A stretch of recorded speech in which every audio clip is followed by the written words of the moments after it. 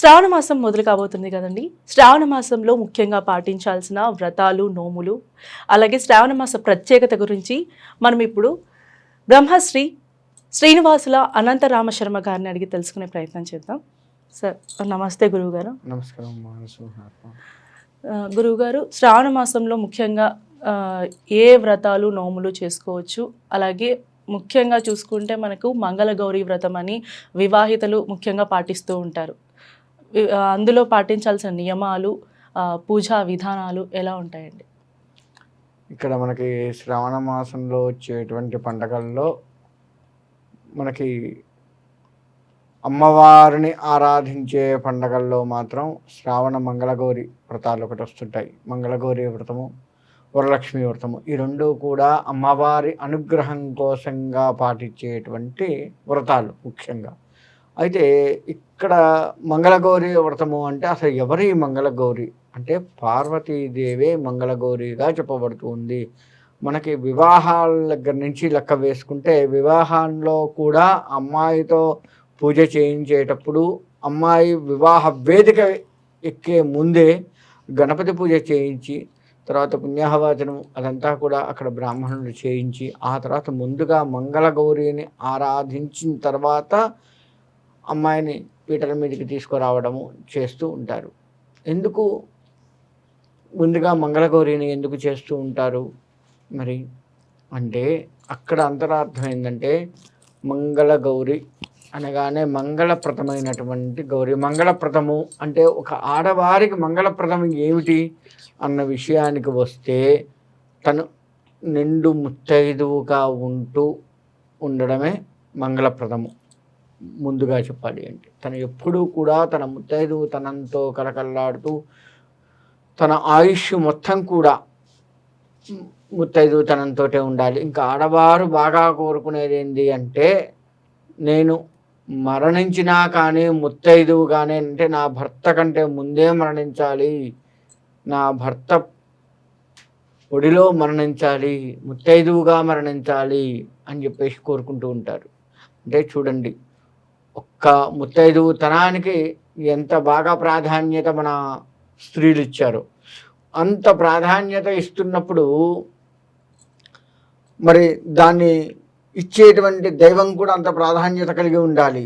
దానికి తార్కాణంగానే మనకి ఈ అమ్మవారిని పూజిస్తూ ఉంటాము, పార్వతీదేవిని. మరి పార్వతీదేవినే ఎందుకు పూజిస్తాము? మనకు చాలామంది అమ్మవార్లు ఉన్నారు కదా, పార్వతీదేవినే ఎందుకు పూజిస్తాము అంటే ఇక్కడ మనం తీసుకోవాల్సింది ఏంటంటే శివుడు హాలాహలాన్ని మింగి ఉన్నారు.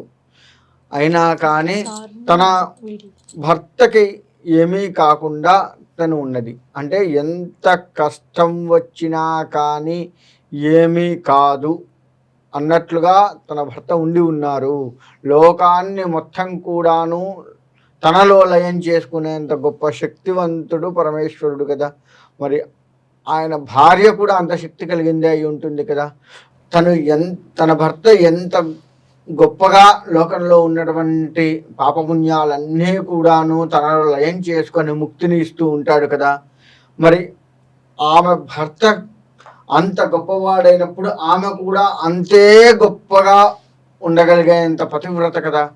కాబట్టి మంగళగౌరి వ్రతాన్ని చేస్తూ ఉంటారు. ఈ మంగళప్రదమైనటువంటిది తన ముత్తైదుతనం ఎంతో ప్రతి స్త్రీకి కూడా ముత్తైదుతనం అంత గొప్ప మంగళప్రదమైనటువంటిది ఇంకొకటి లేనే లేదు. కాబట్టి మంగళగౌరి వ్రతాన్ని ఆచరిస్తూ ఉంటారు. ఇది 5 సంవత్సరాల పాటు ఆచరిస్తూ ఉంటారు. పెళ్ళైన క్షణం నుంచి లెక్క వేసుకుంటే శ్రావణ మాసం ఎప్పుడు వచ్చినా సరే, పెళ్ళైన తర్వాత మొదటి వచ్చేది శ్రావణ మాసం నుంచి 5 సంవత్సరాలు పూర్తి చేసుకొని తర్వాత ఉద్యాపన చేసుకుంటారు. అందుకే చూడండి, దీంట్లో కూడా ఈ కథలో కూడా అంతర్గతంగా ఏమొస్తుంది అంటే ఈ మంగళగౌరి కథలో కూడా భర్త అల్పాయుష్కుడు కావడము, తనని పాము కరిచి చనిపోవడము, ఈ అమ్మాయి వధువు ఎవరైతే ఉందో నూతన వధువు, ఆమె కూడా తన తల్లితో పాటు మంగళగౌరి వ్రతంలో కూర్చొని ఆ వ్రతాన్ని, ఆ అమ్మవారిని ఆరాధిస్తూ ఉండడము, వాయినాలు ఇవ్వడము, తీసుకోవడం, ఇటువంటివన్నీ ఈ అమ్మాయి కూడా చేస్తూ ఉండడం చేత అమ్మవారికి ఈ అమ్మాయి మీద ప్రీతి కలిగి తన భర్త యొక్క మృత్యు ఎప్పుడు వస్తుంది, ఎట్లా వస్తుంది, దాన్ని ఎట్లా దాటించవచ్చు, ఆ మృత్యువు రాకుండా ఎట్లా దాటించవచ్చు అనేది మొత్తం కూడా అమ్మవారు ఈ వధువుకు కలలో కనపడి చెప్పడము. ఆ విధంగానే అమ్మవారు ఏ విధంగా అయితే చెప్పిందో ఆ విధంగా అమ్మాయి చేసి తన యొక్క భర్త యొక్క అల్పాయుష్కుడైనటువంటి తన భర్త ఆయుష్ని పెంచడము చేసింది. అంటే చూడండి, మృత్యువు సైతం కూడా దాటించుకొని ఇంకొన్నాళ్ళు ముందుకు ఉండవచ్చు. అంటే ఆయువు తక్కువగా ఉన్నటువంటి వారు ఎవరైతే ఉన్నారో వారు ఆయుర్ధార్యం పెంచుకునేంత గొప్ప వ్రతం ఈ మంగళగౌరి వ్రతం.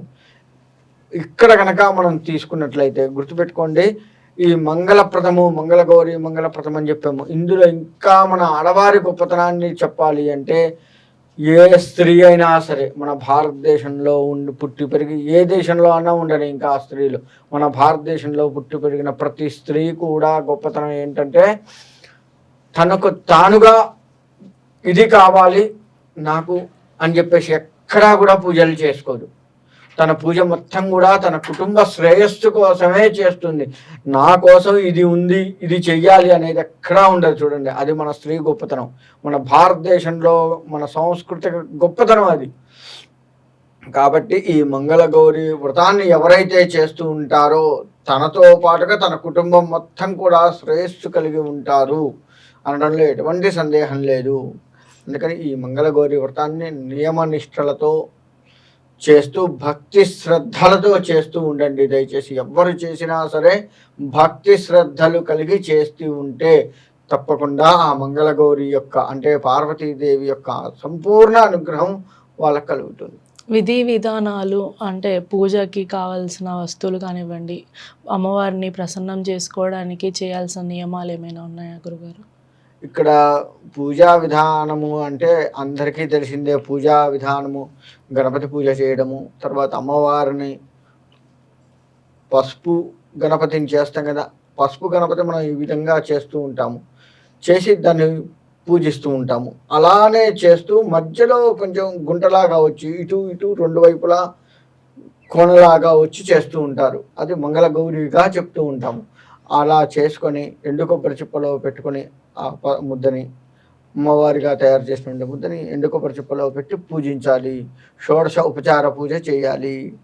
అంతే. ఇక్కడ నవగ్రహారాధన కానీ కలశాలు కానీ ఏది అవసరం ఉండదు. ఒక అమ్మవారు అంతే.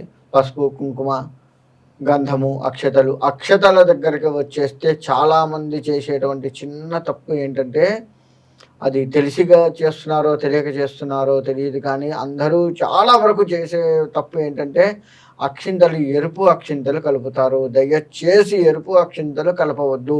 ఎరుపు అక్షింతలు అశుభం సమయంలో కలుపుతారు. కాబట్టి మనం ఏ పూజలో అయినా ఎరుపు అక్షింతలు దయచేసి వాడకండి. అక్షింతలు కలిపే విధానం కూడా ఉంటుంది. తెల్లటి బియ్యం తీసుకుంటాము, దాంట్లో కొద్దిగా ఆవు నెయ్యి వేస్తాము, తర్వాత పసుపు వేసి కలపాలి. అలా కలిపి ఉన్నది మాత్రమే, ఆవు నేతితో కలిపి ఉన్నది మాత్రమే పూజకి ఉపయుక్తకరంగా ఉంటుంది. లేదు అంటే ఆవు నెయ్యి లేదు అని అంటే ఖచ్చితంగా అభిషేకం చేస్తాం కాబట్టి ఆవు నెయ్యి కొద్దిగైనా ఉంటుంది. కొంతమందికి అభిషేకం లేదంటారు, అభిషేకం లేదు అన్నమాట వస్తుంది. ఖచ్చితంగా అభిషేకం అనేది ఏ ఇంట్లో ఎవరికైనా ఉంటుంది. నాకు చాలామంది తటస్థపడ్డారు, అభిషేకం మాకు లేదండి అని. అది లేని మాట, ఎందుకంటే మంత్రంలోనే ఉంటుంది. ఉపచారిక స్నానం అన్నప్పుడు శుద్ధోదక స్నానం, పంచామృత స్నానం, తర్వాత వస్త్రం, ఇలా మంత్రంలోనే ఉంటుంది. కాబట్టి లేదు అన్నమాట లేదు. అలా పంచామృత స్నానం చేయిస్తాం కాబట్టి మన ఇంట్లో ఎట్టి పరిస్థితుల్లో ఆవు నెయ్యి కొద్దిగన్నా ఉంటుంది కాబట్టి ఆ అక్షతలు కలిపేటప్పుడు ఆ విధంగా కలపండి.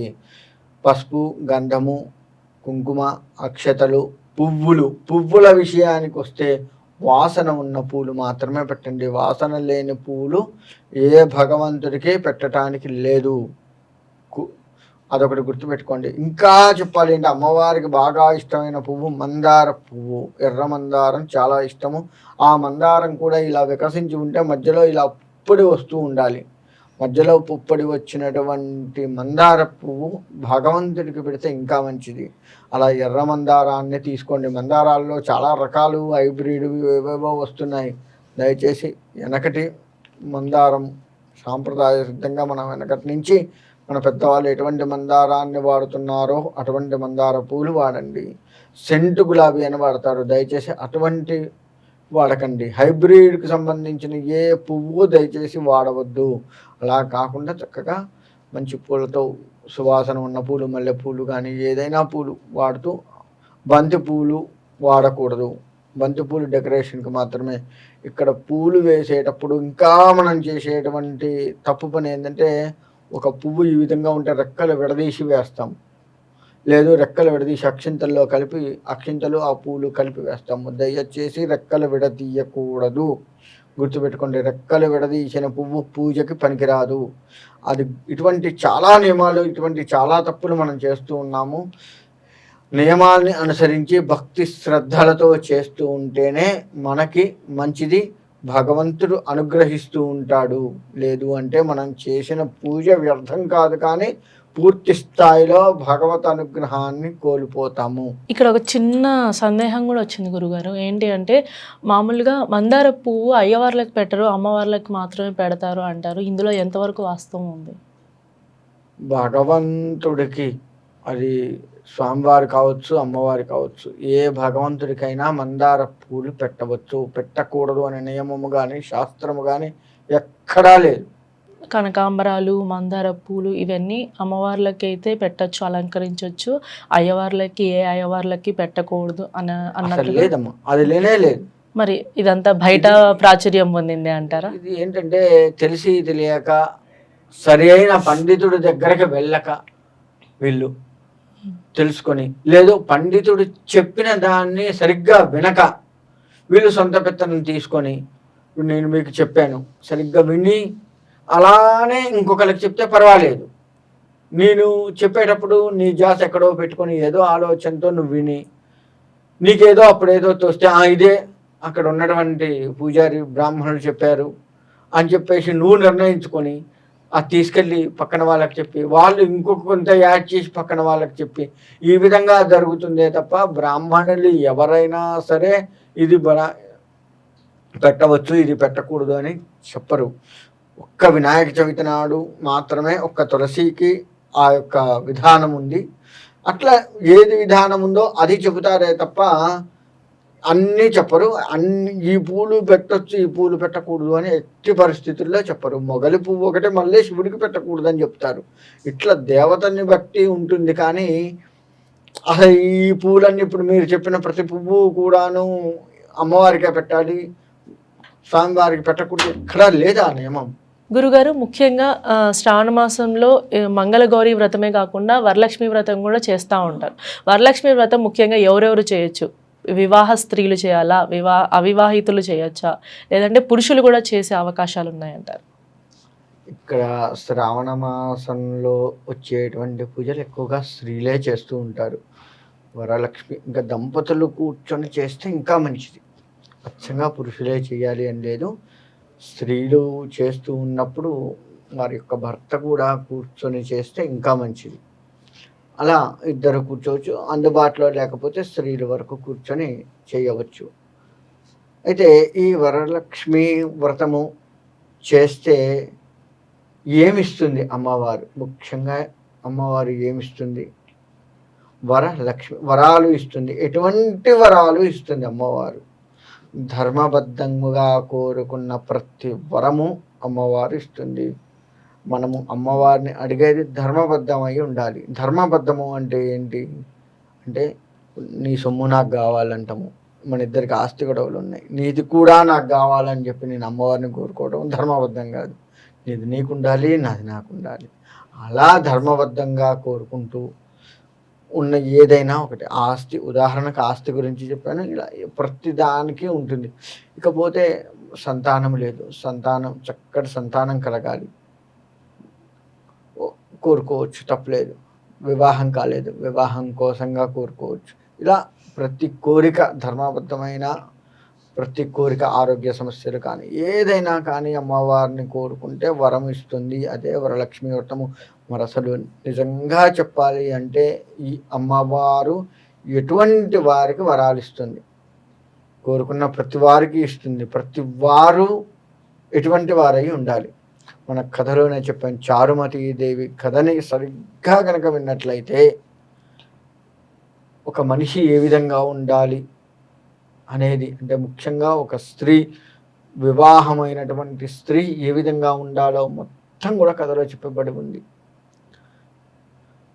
మితముగా మాట్లాడాలి, అత్తామామల్ని గౌరవిస్తూ ప్రేమిస్తూ ఉండాలి, పెనిమిటిని దైవంతో సమానముగా చూస్తూ ఉండాలి, ప్రాతకాలాన్నే లేవాలి. ఇటువంటివి చాలా చెప్పబడి ఉన్నాయి. ఒక్క వరలక్ష్మి వ్రత కథ జాగ్రత్తగా వింటే అర్థమవుతుంది.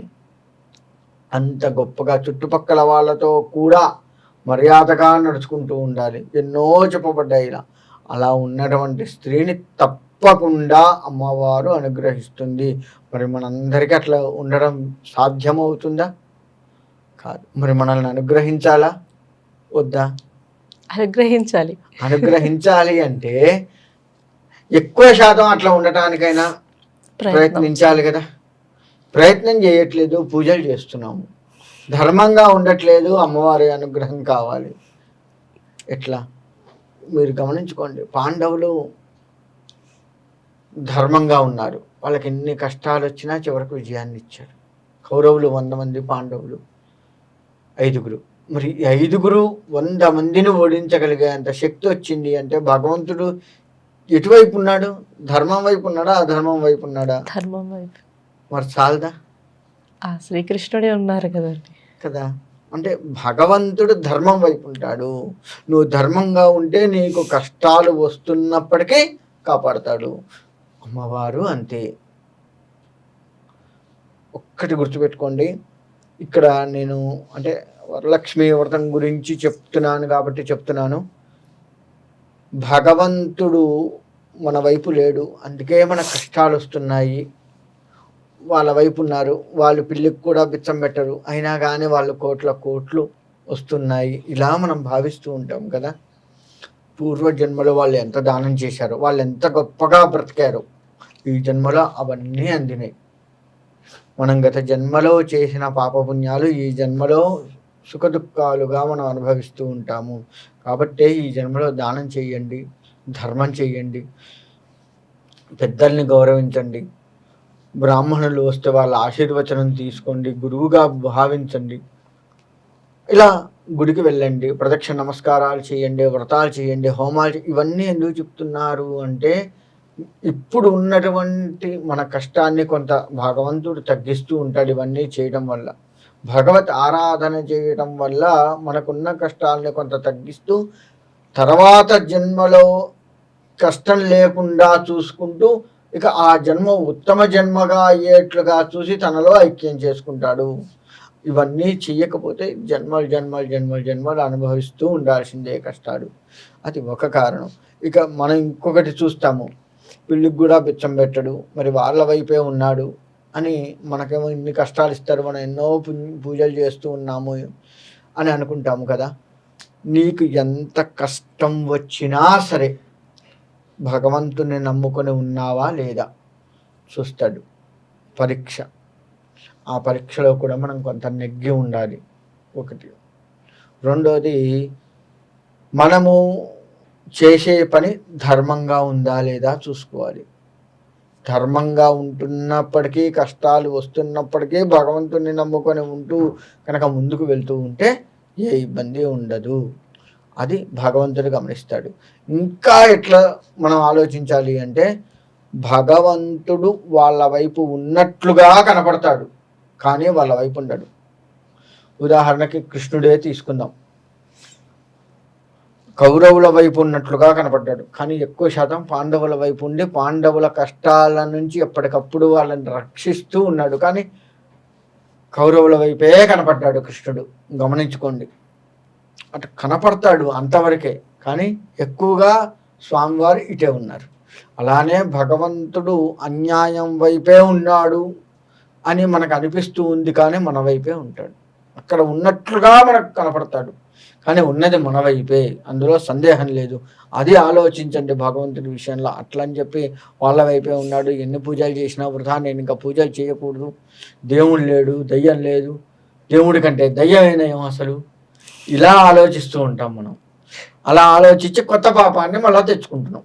ఉన్న పాపానికి తోడు భగవత్ నింద చేసి కొత్త పాపాన్ని మనం తెచ్చుకుంటున్నాం. కొందరు దూషిస్తుంటారు, బ్రాహ్మణుల్ని దూషించడం, పీఠాధిపతుల్ని దూషించడం, భగవద్ దూషణ చేయడం, ఋషుల్ని దూషించడం మనం ఎట్లా దూషిస్తామంటే, నారద మహర్షి ఋషి కదా, మహర్షి కదా, ఆయన్ని మరి పుల్లల స్వామిని అదని ఇదని దూషిస్తున్నాం. ఆయన యొక్క నారద భక్తి సూత్రాలను ఉన్నాయి, అవి సరిగ్గా మనం చదివితే ఇంత గొప్పగా చేస్తున్నాడా నారదుడు మన కోసం, మనల్ని ఉద్ధరించడానికి ఈయన ఎంత గొప్పగా ఉన్నాడా అనేది మనకు అర్థమవుతుంది. నారదుడు చేసిన ప్రతి పని కూడా లోక కళ్యాణం, అది మనకు తెలుసు, కానీ తిట్టేస్తుంటాం. అంటే పాపాన్ని తెచ్చుకుంటూ ఉన్నాం మనం ఎప్పటికప్పుడు. ధర్మం అనేది తెలిసి కూడా తిట్టి పాపాన్ని తెచ్చుకుంటున్నాం మనం. ఆ తిట్టడం కూడా కొంచెం హాస్యాస్పదంగా తిట్టినట్లుగా చూపిస్తారు కదా గురుగారు. అది టీవీలో చూపించడం వేరు, మనం దాన్ని బయటకు వచ్చి అనడం వేరు. టీవీలో చూపిస్తున్నాడు, దాన్ని మనం అర్థం చేసుకోవాలి. టీవీలో అన్నీ మంచి చూపించారు కదా, కొంత వాళ్ళకు అనుకూలంగా సినిమా ఎక్కువగా క్లిక్ కావడం కోసం, ఎక్కువ ఆదాయం రావడం కోసం చెడు కూడా చూపిస్తారు. హాస్యం చెడునే మనం పట్టుకుంటున్నాం. ఆ హాస్యం పండడం కోసం అట్లా, అంటే కృష్ణుడు తులాభారం సమయంలో కూడా అవన్నీ కొన్ని మంచివి ఉన్నాయి. ఇలా అంటే ఇప్పుడు ఇక్కడ వరలక్ష్మి వ్రతాన్ని తీసుకుందాము. మన ఇంత నేను ఎందుకు చెప్పాను అంటే, ఇలా ధర్మబద్ధముగా ఉంటే భగవంతుడు అమ్మవారు మనల్ని అనుగ్రహిస్తుంది, అందుకోసం ఈ ఉదాహరణలన్నీ మీకు చెప్పడం జరిగింది. అలా ధర్మబద్ధంగా ఉన్నటువంటి ప్రతి వారిని కూడా అమ్మవారు కరుణిస్తుంది అనడంలో సందేహం లేదు. వరలక్ష్మి వ్రతాన్ని చాలా భక్తి శ్రద్ధలతో కనుక చేసినట్లయితే అమ్మవారి అనుగ్రహం సంపూర్ణంగా ఉంటుంది. ఆ ఒక్క అమ్మవారి అనుగ్రహం ఉందా, అష్టలక్ష్ములు మనకు తెలుసు, అష్టలక్ష్ముల అనుగ్రహం మనకు ఉన్నట్టే లెక్క. కాబట్టి అష్టలక్ష్ములు మన ఇంట్లో కొలువై ఉండాలి అంటే వరలక్ష్మీదేవి వ్రతాన్ని అత్యంత భక్తి శ్రద్ధలతో మనము పాటించాలి. ఆమె యందు భక్తి శ్రద్ధలు కలిగి ఉండాలి. పూజ కూడా అత్యంత భక్తి శ్రద్ధలతో చేస్తూ ఉండాలి. అప్పుడే ఆ వరలక్ష్మీదేవి యొక్క అనుగ్రహం సంపూర్ణంగా మనకు కలుగుతుంది. గురువుగారు, మనకు చూసుకుంటే అష్టైశ్వర్యాలు కలిగితే అమ్మవారిని ప్రసన్నం చేసుకుని పూజ చేయడం శ్రావణ మాసంలో ఈ వ్రతాలు పాటించడం వల్ల అంటారు. ముఖ్యంగా అష్టైశ్వర్యాలు అంటే ఏంటి? అందరూ చాలా వరకు సిరి సంపదలు, ఆయురారోగ్యం అంటూ ఉంటారు, మీ అభిప్రాయం ఏంటి? ఇక్కడ ఐశ్వర్యాలు, అష్టలక్ష్మి ఏమిస్తుందో తెలుసు, సంతానము, ధాన్యము, ఇలా అష్టలక్ష్ములు మనకు తెలుసు కదా, అవి ఇస్తూ ఆరోగ్యము మనకు లక్ష్మీప్రదం. అసలు లక్ష్మీప్రదం అంటే ఏందో తెలిస్తే మిగతావన్నీ తెలుస్తాయి. ఆరోగ్యము, ఇంట్లో ఆనందము, అంత ఆరోగ్యం ఉన్నా కొట్టుకున్నాం అనుకో ఉంటుందా? ఏముండదు. అలా కలహిస్తూ ఉన్న ఇంట్లో లక్ష్మీదేవి ఉండదు. కొట్టుకుంటూ ఉన్న భార్యాభర్తలు కొట్టుకుంటూ ఉండొచ్చు, పిల్లగాళ్ళు కొట్టుకుంటూ ఉండొచ్చు, పిల్లగాళ్ళతో మనం కొట్టుకుంటూ ఉండొచ్చు, మన తల్లిదండ్రులతో మనం కొట్టుకుంటూ ఉండొచ్చు, ఈ కోడలు అత్తమామలతో కొట్టుకుంటూ వాళ్ళతో కీచులాడుతూ ఉండొచ్చు, లేదు మనవళ్ళు మనవరాళ్ళు తాతలతో తాత నానమ్మలతో కీచులాడుతూ ఇట్లా ఏది ఉన్నప్పటికీ కూడా ఆ ఇంట్లో సఖ్యత లేదు అని చెప్పేసి ముందు లక్ష్మీదేవి వెళ్ళిపోతుంది. కాబట్టి అలా ఉండకూడదు. గొడవలు ఉండని ఇంట్లో అమ్మవారు ఉంటుంది, ఆరోగ్యాన్ని ఇస్తుంది, చక్కటి సఖ్యతనిస్తుంది అమ్మవారు. ఇకపోతే ఐశ్వర్యము అంటే మనం లెక్కేసేది చాలా వరకు డబ్బు లెక్కేస్తాం. డబ్బుకి ఐశ్వర్యానికి సంబంధం లేదు. గమనించండి, మనకు అష్టలక్ష్ముల్లో ధనలక్ష్మి ఉంది, ఐశ్వర్యలక్ష్మి ఉంది. రెండు ఒకటే అయితే విడివిడిగా ఎందుకుంటారు?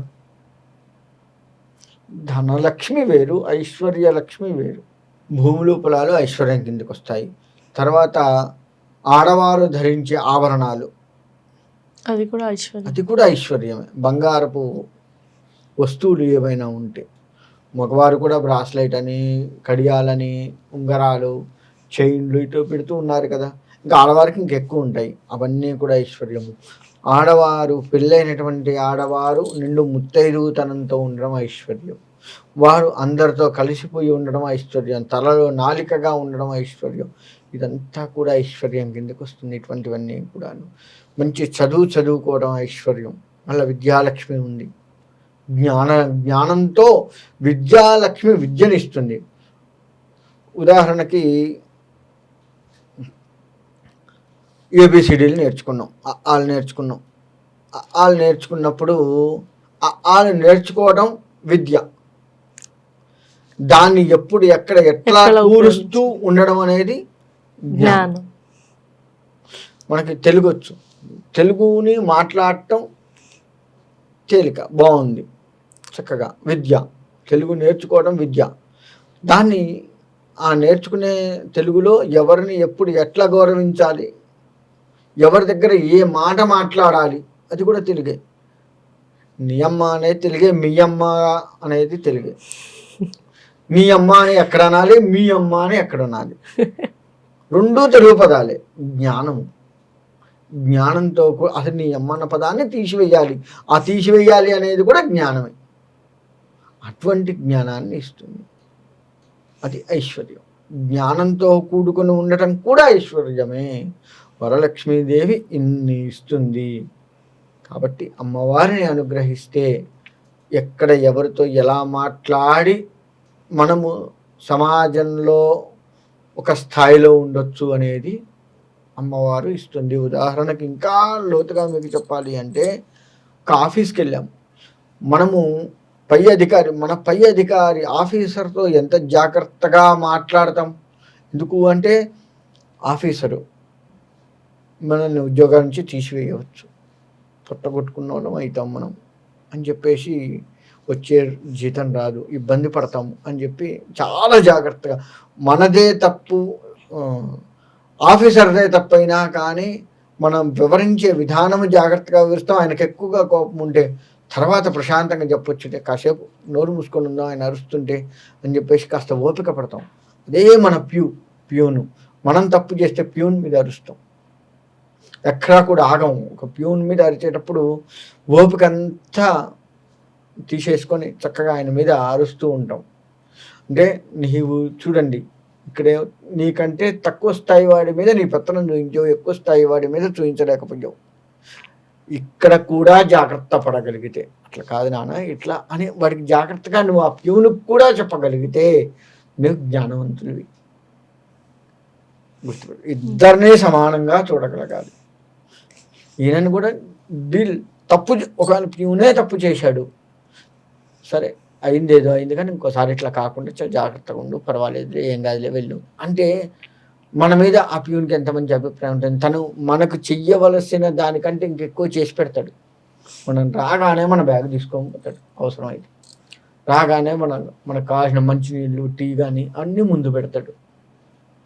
ఎగిరితే మనం గిద్దానిలో ఏముంది, ఆయన బ్యాగ్ ఆయన మోసుకోరాలి, ఇలా ఆలోచిస్తాడు. అప్పుడు మనం నష్టపోతున్నాం లేదు. అంటే పని చేసి పెట్టాలి అని కాదు, మన సేవకుడి నుంచి కూడా మనం మెప్పు పొందుతూ ఉండాలి. గుర్తుపెట్టుకోండి, మన గురించి ఆ సారు లేదా ఆ మేడము చాలా మంచిది అని చెప్పగలిగేవాడు ప్యూన్ కదా. అంత మంచి మెప్పు పొందాలంటే నువ్వు అతనితో కూడా జాగ్రత్తగా ఉండాలి. ఒక మనిషిగా నువ్వు జ్ఞానంతో ఉండాలి. ఆ జ్ఞానాన్ని ఇచ్చేది వరలక్ష్మీదేవి. వరలక్ష్మీదేవి వ్రతాన్ని కనుక చేసినట్లయితే ఇవన్నీ కూడా ఎవరితో ఎప్పుడు ఎక్కడ ఎట్లా ఉండాలో చూపిస్తుంది. చారుమతీదేవి చేసిన పని అది మనం అలవర్చుకోవాలి. అప్పుడే అమ్మవారి అనుగ్రహం, కటాక్షం మనకు కలుగుతుంది. గురుగారు, ఇప్పుడు మీరు జ్ఞానలక్ష్మి, విద్యాలక్ష్మి గురించి ప్రస్తావించారు కాబట్టి నాకు ఇంకొక సందేహం వచ్చింది. ధైర్యలక్ష్మి ఉంటే ఈ అందరు లక్ష్ములు ఉంటారు అనే ఒక కథ ప్రాచుర్యంలో ఉంది కదా గురుగారు. ఆ కథ వెనుక సారాంశాన్ని, అందులో ఎంతవరకు వాస్తవం ఉందనే విషయాన్ని ఒకసారి చెప్తారా? ధైర్యము ఉంటే మిగతావన్నీ వస్తాయి అన్నమాట ఒక రకంగా మంచిదే, కానీ అన్ని సమయాల్లో అది పనికిరాదు. గుర్తుపెట్టుకోండి, ధైర్యం ఉంది కదా అని చెప్పి జ్ఞానం కూడా ఉండాలిగా ధైర్యానికి తోడు.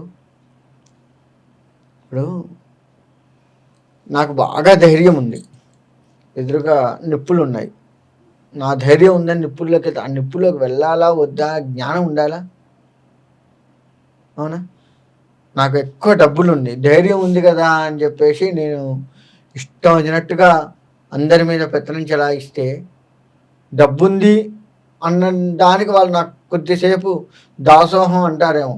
ఎప్పుడన్నా వాళ్ళకి అవకాశం వచ్చినప్పుడు తిరగబడి చేస్తే ఏమవుతుంది? నీ ధైర్యం ఎక్కడికి పోయినట్లు? విద్య లేదు, ధైర్యం ఉంది. అన్ని చోట్ల నువ్వు ధైర్యంగా సంతకాలు పెడితే అప్పుల పాలవుతావు కదా. విద్య లేకపోతే చదువు లేదు, ధైర్యం ఉంది, కాగితం మీద రాయించుకుంటే నాకు ఏమవుతుంది, ఏం చేస్తుంది అని చెప్పి నువ్వు తెల్ల కాగితం ఏమైనా సంతకం పెట్టా, దాని మీద నువ్వు ఏదో రాసావు. అది నాకు చదువు లేదు, తెలియదు, వివరించే వాళ్ళు లేరు, జ్ఞానం లేదు. నా ధైర్యం ఎక్కడికి పోయినట్టు?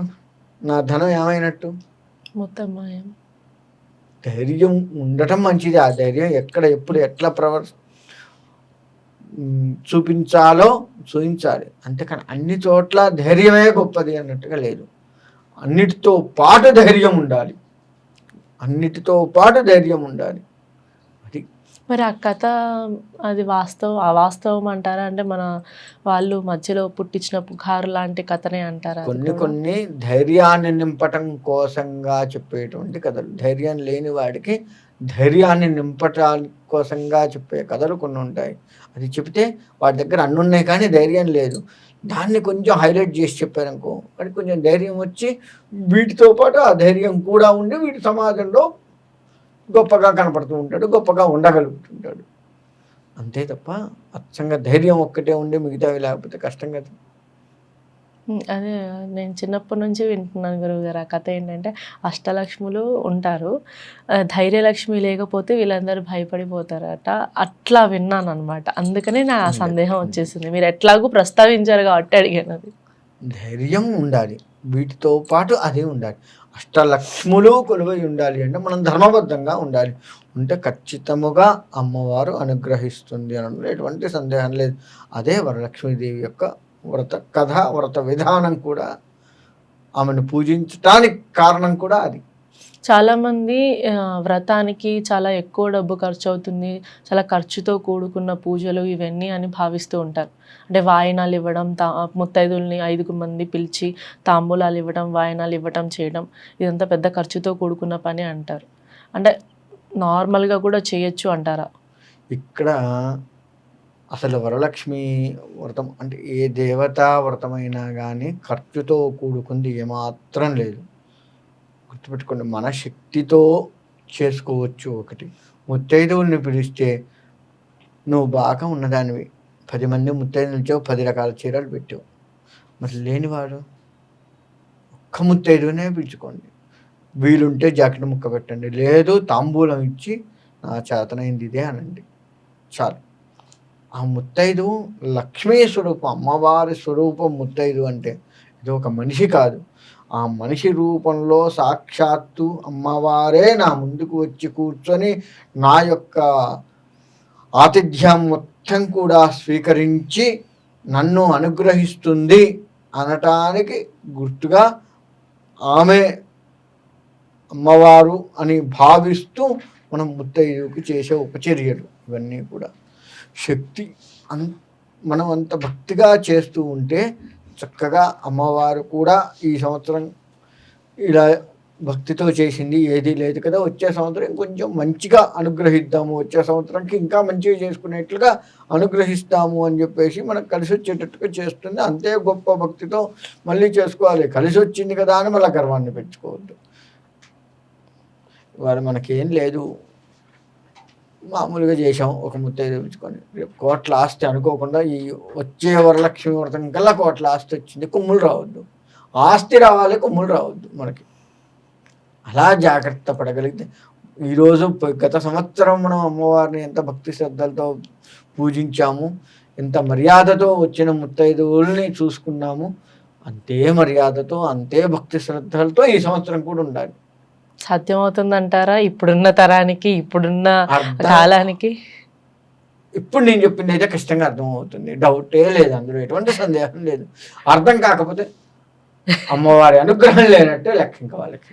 అర్థం కాదు సార్, గుర్తుపెట్టుకోండి. ఇప్పుడున్న తరంకి అది సాధ్యం అవుతుందంటారా? సాధ్యమవుతుందా? సాధ్యమవుతుంది, ఖచ్చితంగా సాధ్యం. ఒక్కటి, ఎన్ని అనవసరపు ఖర్చులు పెట్టాము మనం ఒకసారి ఆలోచించండి. గత వరలక్ష్మి వ్రతం నుంచి ఈ వరలక్ష్మి వ్రతం వరకు మనం ఎన్ని అనవసరపు ఖర్చులు పెట్టాము. అమ్మవారి కోసంగా పెట్టలేమా? పెట్టగలుగుతాం కదా. ఒకటి ఎందుకు సాధ్యం కాలే ఇప్పుడు ఇక్కడ? అంటే కొమ్ములు రాకుండా ఉండడం అనేది, ఇప్పుడు వాళ్ళకి కొంచెం ఐశ్వర్యం వచ్చిందే అనుకోండి, ఆ తర్వాత కొమ్ములు రాకుండా ఉండాలి నియమనిష్టలతో మళ్ళీ అమ్మవారిని అదే అంతగానే ప్రసన్నం చేసుకొని భక్తి శ్రద్ధలతో పూజా విధానం పాటించాలి అన్నారు. ఆ పూజా విధానం అంతే భక్తి శ్రద్ధలతో వస్తుంది అంటారా నెక్స్ట్ సంవత్సరానికి? వస్తుంది. ఓకే, అంతే ఇదిగా నువ్వు ఉండగలిగితే. ఒకటి, మనకు ధనం వస్తే ఎవరి దగ్గర చూయించాలి? వారి దగ్గర చూయించాలి, అమ్మవారి దగ్గర కాదు. అవునా? లోకమాత. ఇప్పుడు నాకు బీదతనంలో ఉన్నప్పుడు నా మీద ఎవరు పెత్తనం చేశారు, ఎవరు నన్ను అనవసరంగా హింసించారు నాకు తెలుసు కదా. అమ్మవారు ఇచ్చింది. సరే, ఇయ్యకముందు మళ్ళీ నాతోటి అంత బీదతనంలో ఉన్నప్పుడు నాతో ఎవరు మంచిగా ఉన్నారో కూడా తెలుసు కదా. ఇది గుర్తుపెట్టుకోవాలి కదా.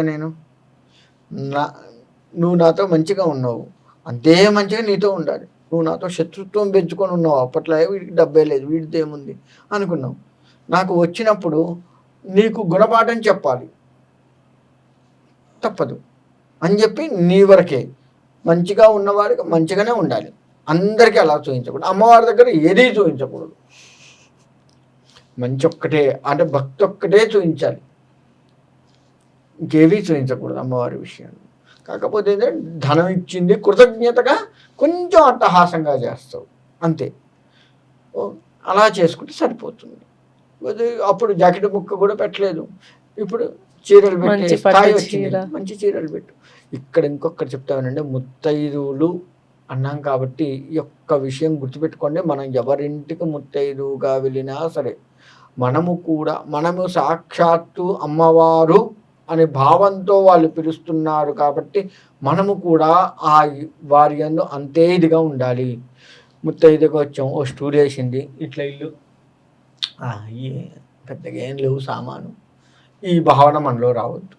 చుట్టూ ఇట్లా చూసి సింపుల్గా ఉంది, మామూలు కుర్చీ వేసింది, లేదు చాప మీద కూర్చోబెట్టి, ఈ భావన ముత్తైదువుకు రావద్దు. గుర్తుపెట్టుకో, మనం సాక్షాత్ అమ్మవారు, అదే భావంతో మనం వెళ్ళాలి. ఆమె ఏది ఇస్తే అదే మనం స్వీకరించాలి.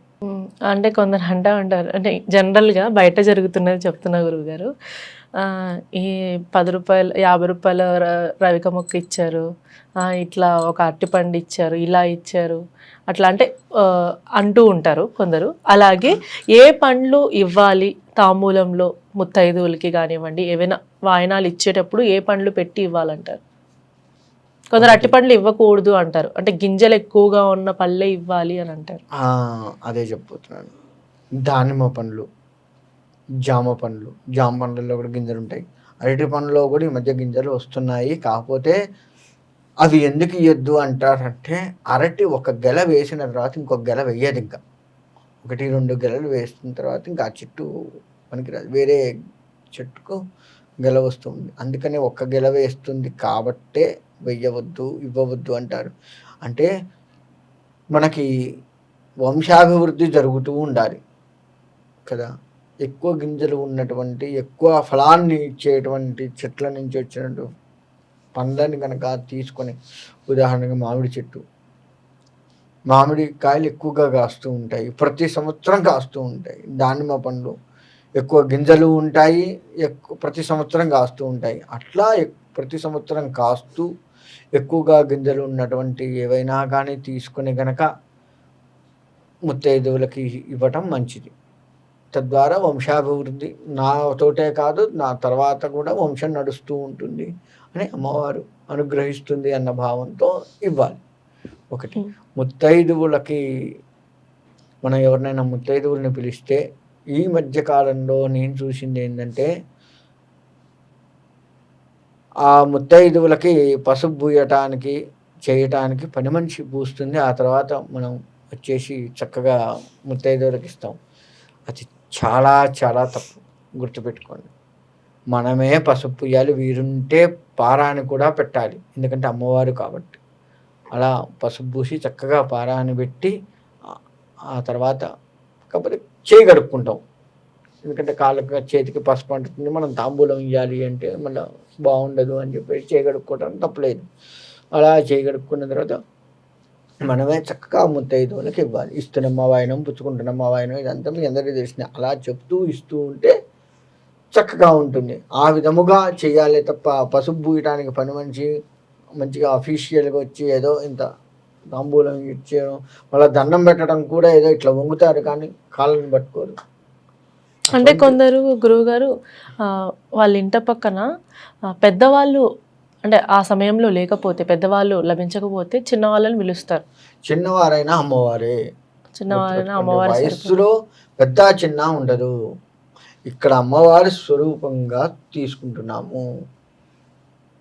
మనం ఎవరిని పిలుస్తున్నాం, మనకంటే పెద్దవారు దొరకలేదు, చిన్నవారిని పిలిచాము. అయినా సరే అమ్మవారి స్వరూపంగా పిలుస్తున్నప్పుడు నువ్వు దండం పెట్టడంలో తప్పలేదు. ఆ కాసేపు అంతే. కొందరైతే పెళ్లి కాని వయసులో చిన్నది కదా, అమ్మకి ఎట్లా దండం పెడతాం? నువ్వు దేనికి పిలిచావు అమ్మని? అమ్మవారి స్వరూపంగా పిలిచావు. నువ్వు అమ్మవారికి దండం పెడుతున్నావు, అమ్మకు కాదు. అదే ఆలోచించాలి మనం. పెళ్లి కాని వాళ్ళ అమ్మాయిలను కూడా పిలుస్తారు. పెళ్లి కాని అమ్మాయిలు అంటే మనకు ముత్తైదువు అంటే ఎక్కువ శాతం పెళ్ళైనటువంటి వాళ్ళే వస్తారు. ఒకవేళ అటువంటి వాళ్ళు వస్తే బాల ముత్తైదు అని చెప్తూ ఉంటారు, అలా కూడా ఇవ్వవచ్చు. కానీ పెళ్ళైన వాళ్ళతో పాటు వాళ్ళు ఉంటే ఇంకా మంచిది. అంటే వాళ్ళని పిలిచి, అంటే ఇప్పుడు 5 మందిని ముఖ్యంగా పిలుచుకోవాలి అంటారు కదా గురుగారు. 5 మంది, ఒక ముగ్గురు పెళ్ళైన వాళ్ళు దొరికారు అనుకోండి, ఇద్దరు తక్కువ అయినప్పుడు ఇద్దరు వీళ్ళని పిలుస్తారు. పిలుచుకోవచ్చు, తప్పేం లేదు. 5గురిని పిలవాలి అనేది లేదు అసలు. మన శక్తి కొలది 100 మందిని పిలువు, ఒక్కరిని పిలువు, అంతే. ఇంతమంది లెక్క అని లేదు అసలు. అంటే ముఖ్యంగా ముగ్గురు అంటే ముడిపడ్డట్టు అంటారు. 5 మందిని పిలిస్తే బాగుంటది, లేదు అంటే 9 మందిని పిలవాలి, 7 మందిని మళ్ళీ ఏడ్చుకుంటా పిలవద్దు, ఇట్లా. అమ్మా ఇవన్నీ మన అనుకోవటానికే కానీ ఎంత అంత మంచి అట్లా ఏం లేదు, ఎంతమందినైనా సప్త మాతృకలు ఉన్నారు, ఏడ్చుకుంటూ ఉన్నారు. సప్త మాతృకలు అనేది ఆలోచిస్తారు. సప్త ఋషులు ఉన్నారు, ఏడ్చుకుంటున్నారా? ఎందుకు వస్తాయి ఈ ఆలోచనలు? అంటే బయట 7 అనగానే ఏడుపు, 7 ఏడుపు, ఈ రెండు అట్లా మ్యాచ్ అయినాయి అని అనుకుంటారే తప్ప ఇలా ఎందుకు ఆలోచించరు? పురాణాలు తెలుసు, వింటున్నాము, చదువుతున్నాం, చదివే తీరిక లేదు. యూట్యూబ్లో వింటాము, పెద్దవాళ్ళు ఇట్లనే చెప్పినవన్నీ వింటూ ఉంటాము. ఇంకా అజ్ఞానంలో అలా ఉండిపోతే ఎట్లా? అవన్నీ విన్నప్పటికీ 7 అనే సంఖ్యని మాత్రం తప్పుగానే చూస్తున్నారు. అది కాని పని, తప్పదు. 5ని బాగానే చూస్తున్నారు, 7ని 3ని మాత్రం ఇలా ముఖ్యంగా తప్పదు. మరి అట్లా చూస్తే 3 ముళ్ళే వేస్తాం, త్రిమూర్తులు అంటాం. ఇవన్నీ అంటే కొంత అజ్ఞానంలో ఉన్నారు, ఇంకా తెలుసుకోలేక. అంటే మనం మొక్కుబడిగా భగవత్ విషయాలు వింటున్నామే తప్ప లోతుగా ఆలోచించట్లేదు అని అర్థమవుతుంది దీన్ని బట్టి. ఇలాంటి ఆలోచించేటువంటి వాళ్ళు మాత్రం లోతుగా భగవత్ తత్వాన్ని అర్థం చేసుకోవట్లేదు. ఏదో చదవాలి, చదువుతున్నాం, చదివితే పుణ్యం వస్తుంది, లేదంటే కలిసి వస్తుంది అని చెప్పారు, చదువుతున్నాం అంతే. లోతుగా ఆలోచించట్లేదు, అంతే, వేరేం లేదు.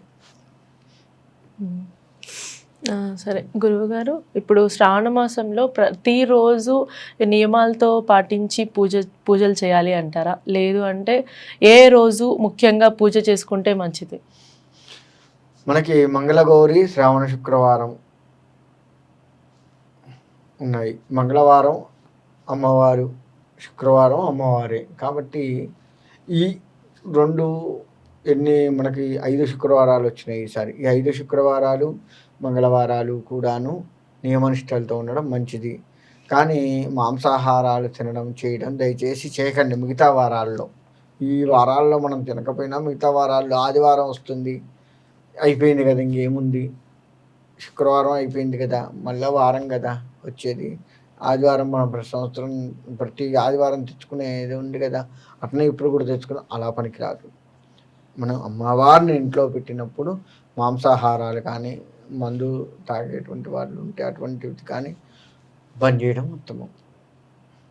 ఎందుకంటే మన ఇంట్లో అమ్మవారిని పిలవాలి అన్నప్పుడు ఇల్లు శుభ్రంగా ఉండాలి, ఇంట్లో మనస్తత్వం శుభ్రంగా ఉండాలి, అన్నీ శుభ్రంగా ఉంటేనే అమ్మవారు వస్తుంది. గురువుగారు, ముఖ్యంగా కొంతమంది ఇళ్లల్లో మాకు ఈ శ్రావణ మాస వ్రతాలు, వరలక్ష్మి మంగళగౌరి వ్రతాలు ఇలాంటివి లేవు, మా పరంపరగా ఏమీ రాలేదు అని అంటూ ఉంటారు. అలాంటి వాళ్ళే చేసుకోవాలి అంటారా ఈ వ్రతాలు? లేదు అంటే పక్కింట్లో వాయనాలు తీసుకున్నాక ఈ అమ్మవారిని పూజించడం, ఈ అలంకరణ, అక్కడ మంచి వాతావరణం చూసి వచ్చాక వాళ్ళకు చేసుకోవాలనే కోరిక కలుగుతూ ఉంటుంది. కానీ ఇంట్లో పెద్దవాళ్ళు మాత్రం మన ఇంట్లో లేవు అని మాట్లాడుతూ ఉంటారు. అలాంటి వాళ్ళకి మీరు ఏం చెప్తారు? చేసుకోవచ్చు అంటారా, వద్దు అంటారు? ఇక్కడ లేదు అన్నది ఎక్కడా లేదు. మొట్టమొదట నా ఇంట్లో ఆనవాయితీ లేదు, పూజలు అనేది ఎక్కడా లేదు. అమ్మవారిని ఎవరైనా ఎప్పుడైనా ఎక్కడైనా ఎట్లయినా పూజించవచ్చు, శక్తి కొలది. ఒకటి. రెండోది, మీరు అన్నట్లు లేదు అన్న పదం ఎందుకు వచ్చింది అంటే, వెనకట ఇంత ఆస్తిపాస్తులు లేవు మనకి. సరే ఉన్న ఇంత ఆధ్యాత్మికత లేదు. ఏదో గుడికి వెళ్తాం, దండం పెట్టుకుంటాం, అభిషేకాలు అర్చనలు చేసుకుంటాం, చిన్న చిన్న గ్రహదోషాలు ఉంటే చేయించుకుంటాం, ఇలా ఉంది. కానీ ఇన్ని రకాల దేవతలను ఆరాధించడం చేయడం మనం ఎక్కువగా చేయలేదు వెనకట వాళ్ళు. అంతేకాక శక్తి కూడా లేక చేయకపోవచ్చు. ఇప్పుడు మనకు శక్తి ఉంది, భగవంతుడు ఉన్నాడు, చేసుకోవాలన్న కోరిక ఉంది, భక్తి ఉంది, అన్నీ ఉన్నాయి. అన్నీ ఉన్నప్పుడు వెనకట వాళ్ళు ఎవరో చేయలేదు కదా, నేను కూడా చేయకూడదు, మా అత్తగారు వాళ్ళు చేయలేదు, నాకు లేదేమో, నేను చేయకూడదేమో, ఇది ఉండదు అసలు. చాలా మందికి సత్యనారాయణ వ్రతం కూడా లేదన్న వాళ్ళని విన్నాను నేను. కొందరు అంటారు గురుగారు, చేస్తే కలిసి రాదు, అట్లా చేయకూడదు, లేనివి తీసుకొచ్చి పెట్టకు నువ్వు అంటే. ఇది పర్సనల్గా నేను చూశానండి బయట. ఏంటంటే మా సిస్టర్ వాళ్ళ అత్తయ్య గారు అన్నారట, ఇలా చేస్తానంటే అడ్డుపడ్డారట, కానీ ఆమె చేసింది. అయితే మరి ఇప్పుడు ఆమెకు ఏమన్నా అయిందా? కాలేదు, అవ్వలేదు. అంటే ఏంటంటే భయం పెట్టడం, ఏమన్నా అవుతుందేమో అని వారు భయపడుతూ వద్దు అని చెప్పి భయపెట్టడం అంతే తప్ప భగవంతుణ్ణి.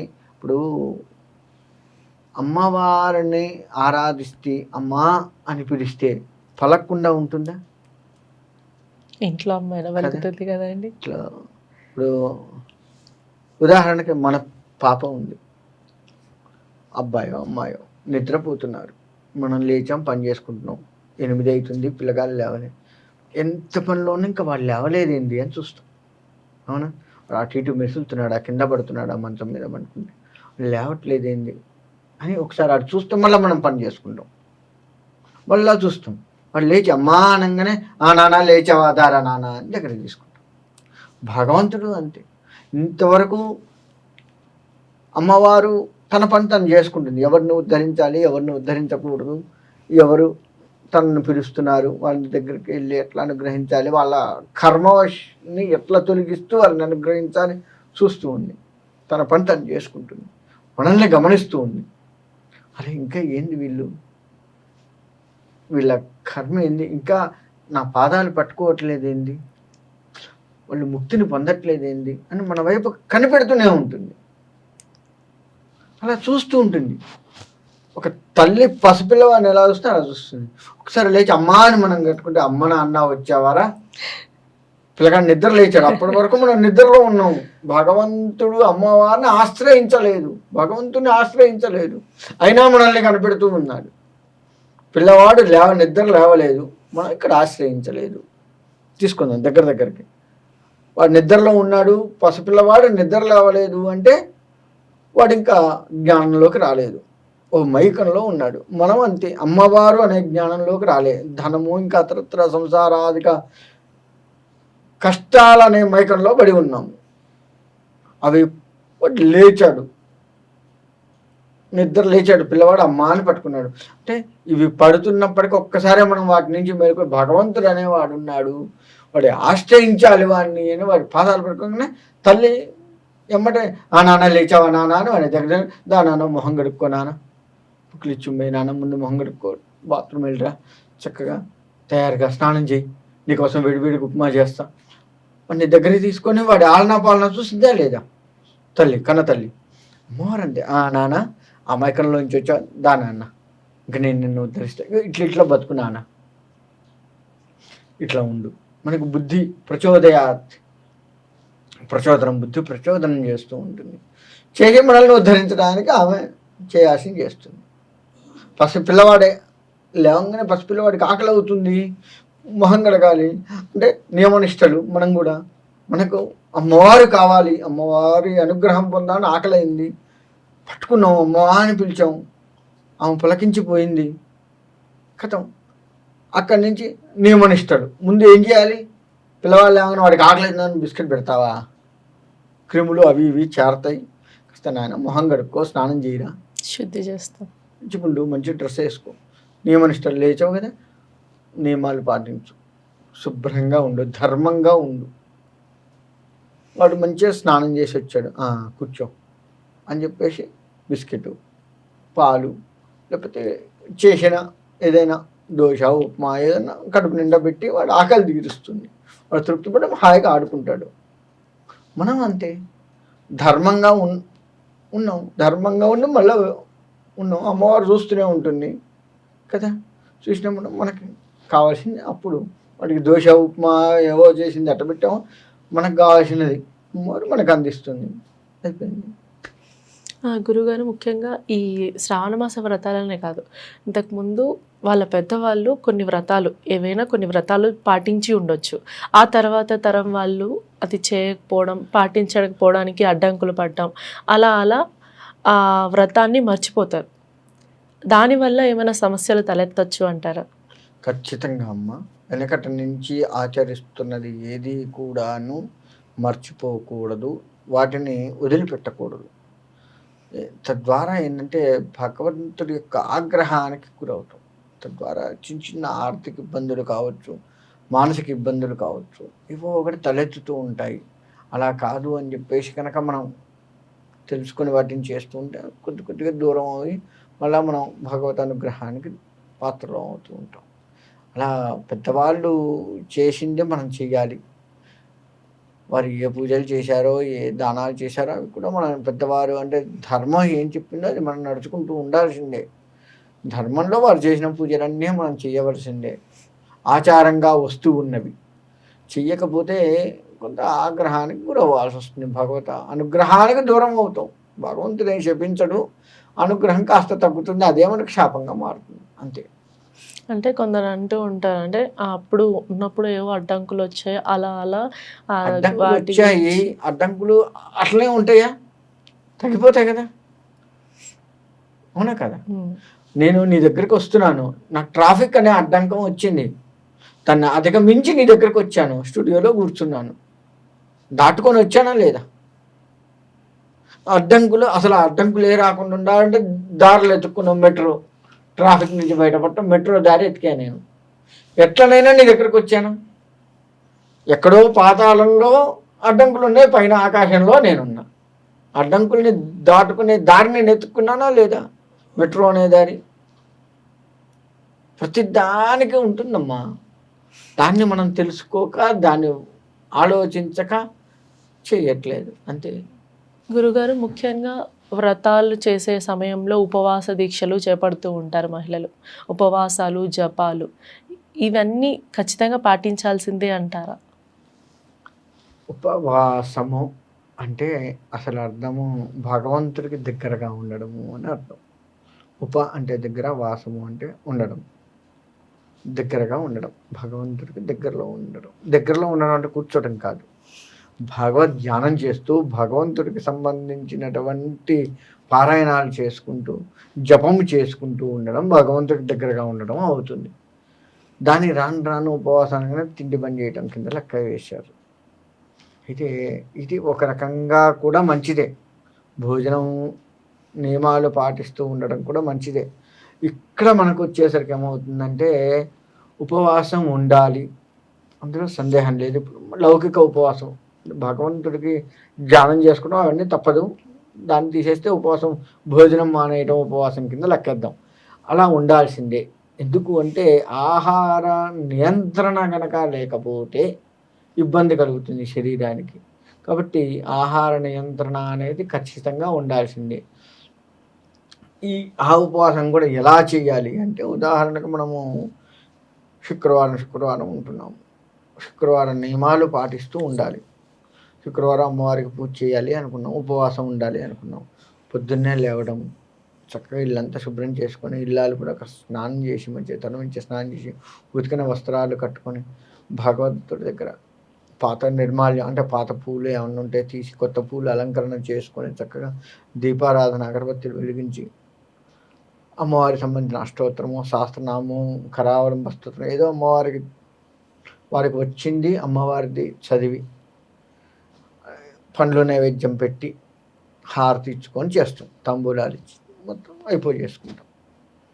ఇక్కడ ఆ పండ్లను మాత్రమే వారు స్వీకరించాలి. మనం ఉపవాసం అంటే మనం చేసే పని ఏంటంటే, పొద్దున్నే ఇంత టిఫిన్ తింటాం పూజ అయిపోగానే, మధ్యాహ్నం భోజనం చేస్తాం, రాత్రి మళ్ళీ టిఫిన్ తింటాం. ఈరోజు ఉపవాసం ఉన్నా అని చెప్తాం. ఉదయం టిఫిన్ తిన్నావు, మధ్యాహ్నం భోజనం చేసావు, రాత్రి టిఫిన్ చేసావు. నీ కడుపుకి ఎక్కడ నువ్వు ఉపవాసం ఉన్నట్టు?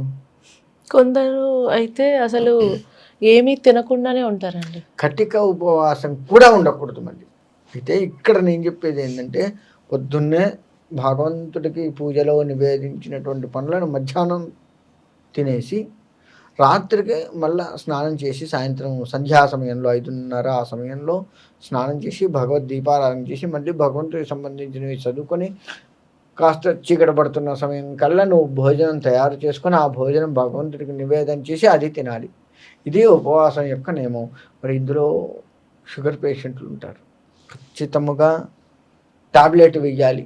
బీపీ, షుగరు, ఇంకేదైనా అనారోగ్య సమస్య ఉండి టాబ్లెట్ వేయాలి అనుకున్నటువంటి వాళ్ళు కాస్త టిఫిన్ ఏదైనా తినవచ్చు. పూజ అయిపోగానే ఇంత తినవచ్చు, త్వరగా చేసుకొని పూజని ఇంత తిని టాబ్లెట్ వేసుకొని ఉండొచ్చు, తప్పులేదు. కానీ అన్ని రకాలుగా ఆరోగ్యంగా ఉన్నవాడు కూడా ఉదయం టిఫిన్ చేసి, మధ్యాహ్నం భోజనం చేసి, రాత్రి టిఫిన్ చేస్తే అది భగవంతుడికి ఉపవాసం ఉన్నట్టు కాదు. అసలు ఆహార నియమాలని ఖచ్చితంగా పాటించాలి. అంటే మితాహారాన్ని స్వీకరిస్తూ ఉన్నట్లయితే బాగుంటుంది. కొందరు అంటే కటిక ఉపవాసం ఉంటారు. అంటే ఇవాళ మార్నింగ్ నుంచి స్టార్ట్ అయితే రేపు మార్నింగ్, ఇవాళ ఉదయం నుంచి రేపు ఉదయం వరకు కూడా ఏమీ తినకుండా ఉంటారు. తాగితే మంచినీళ్ళు ఏమైనా తాగుతారేమో, అలా కూడా చేయకూడదు అని. అంత కఠినమైనటువంటి ఉపవాసము చేయకూడదు. లోపల ఆత్మారాముణ్ణి ఇబ్బంది పెడుతూ ఉండకూడదు. ఆహారాన్ని నీకు ఆకలి అయితే కొద్దిగే తినాలి తప్ప కడుపు నిండా కూడా తినకూడదు. ఆ ఆకలిని చంపేంత మాత్రమే మనం తినాలి తప్ప అతిగా తినకూడదు. నాగుల పంచమి చేసుకుంటూ ఉంటారు శ్రావణ మాసంలో, అలాగే కార్తీక మాసంలో వచ్చే నాగుల చవితి, వీటికి ఎంత ప్రాశస్త్యం ఉంది అంటారు? ఖచ్చితంగా పాటించాలి అంటారా? ఇక్కడ మనకి రాయలసీమ అటువైపు ఇక్కడ నాగుల పంచమిని నాగుల చవితిగానే చెప్తూ ఉంటారు వారు కూడా. సరే, ఏదేమైనప్పటికీ సర్పారాధన అనేది చాలా విశేషం. అది చేయడం వల్ల కాలసర్పదోషాలు, మన జాతకరీత్యా సవ్యకాల సర్పదోషం, అపసవ్యకాల సర్పదోషం అని 2 రకాలు ఉంటాయి. ఆ 2 రకాల సర్పదోషాలకి నివారణ చేసుకున్నటువంటి వాళ్ళం అవుతాము. అంతేకాకుండా దేవతల నుంచి వచ్చే సర్పదోషాలు కొన్ని ఉంటాయి. మనకి వంశపారపర్యంగా కొన్ని సర్పదోషాలు ఉంటాయి. అవి కూడా కొంత ఉపశమనం చేసుకున్న వాళ్ళం అవుతాము. అయితే ఈ నాగదేవత ఆరాధన ఎట్లా చేయాలి ఈ విషయానికి వస్తే, మనకి ప్రాతకాలాన్నే లేవడము, తలమించి స్నానం చేయడము, ఇల్లంతా శుభ్రం చేసుకోవడము, ఇంట్లో నాగదేవత కోసంగా ప్రత్యేకంగా ఒక దీపాన్ని ఏర్పాటు చేసుకొని ఉండడం, ఆవు నేతితో కూడుకున్నది. తర్వాత నాగదేవతకు సంబంధించిన ఏవైనా స్తోత్రాలు ఏమన్నా వస్తే చదువుకోవడము, చదువుకొని పుట్ట దగ్గరికి వెళ్ళి పుట్టలో పాలు పోయడం. అది కూడా ఆవు పాలు, ప్యాకెట్ పాలు కాదు, ప్యాకెట్తో డైరెక్ట్గా పోయకూడదు. తీసుకెళ్ళి ప్యాకెట్ అక్కడే పోస్తారు, అది చేయకూడదు. ఇంకా దరిద్రమైన పని ఏం చేస్తున్నారంటే మన వాళ్ళు, ఆ ప్యాకెట్ కొని నోట్లు పెట్టిట చేస్తారు. నేను చూశాను, అలా చూసి వాదించింది కూడా ఉంది. అలా చేస్తా అంటే, నువ్వు ఇట్లా చించావు నోడుతుంటే ఎంగిలి పాలు భగవంతుడికి పోస్తావు, అది కొంత పాపం. ఇటువంటి పాపాలు ఎన్నో చేస్తున్నాం మనం. ప్యాకెట్ పాలు ఎందుకు వద్దంటున్నాను అంటే కెమికల్స్తో కూడుకొని ఉంటాయి. ఆవు పాలు కూడా స్వదేశీ ఆవు అయి ఉండాలి, గుర్తుపెట్టుకోండి. దేశీయ ఆవు అయి ఉండాలి. హైబ్రిడ్ ఆవులు కొన్ని వస్తున్నాయి ఈ మధ్యకాలంలో, అటువంటి ఆవు పాలు కూడా పనికిరావు. ఖచ్చితంగా చెప్పాలి అంటే అటువంటి ఆవు జాతి ఆవే మంచిది, కాకుండా ఇతరత్ర ఆవు పాలు కూడా పనికిరావు. కొందరు అవేం దొరకలేదనేసి అన్ని ఖచ్చితంగా దొరుకుతాయి. మనం పెంచట్లేదు కాబట్టి, మనం వాటి మీద దృష్టి పెట్టట్లే కాబట్టి దొరకట్లేదని ఒక మాట చెప్తున్నాము. నువ్వు దృష్టి పెట్టి చూడు, దొరకకపోతే అడగండి, ఖచ్చితంగా దొరుకుతాయి. ఇన్నన్నా దొరుకుతాయి, అన్ని చాలు ముక్తిని పొందటానికి. కాబట్టి దొరకట్లేదు అనేది ఒక సాకు, మనం వెతకలేక వెళ్ళలేక పోలేక చెప్పేటువంటి సాకులో దొరకట్లేదు, గుర్తుపెట్టుకోండి. ఇలా పసుపు కుంకుమ వేస్తాము. పుట్ట మీద వేసేటువంటి పసుపు కుంకుమ పుట్ట మీద వేయకూడదు, పుట్ట కింద వేయాలి, ముందర వేయాలి. పుట్ట లోపల వేయడము, పుట్ట మీద ఇష్టమైనట్టు చల్లడము దయచేసి చేయవద్దు.